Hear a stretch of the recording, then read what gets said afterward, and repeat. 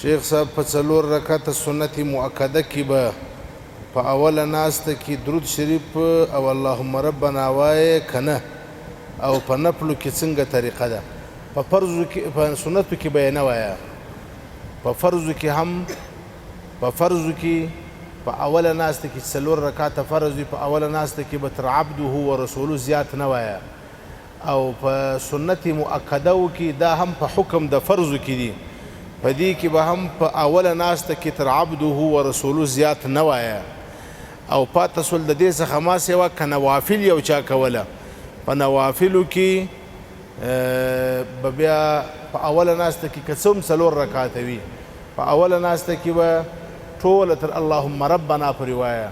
او چې کله دریم رکعت ته ولاړ سې په دریم رکعت کې به سبحان اعوذ بالله او بسم الله دا ټوله بیا وایه. نو سنت مؤکده دا د فرضو په حکم کې دی، لکه فرضو کې چې په اوله ناسته کې تر عبده و رسوله پورې ویل کېږي، زیات نه ویل کېږي، په سنت مؤکده کې هم دا حکم دی، او په نفلو کې نور نوافلو کې به یې وایه.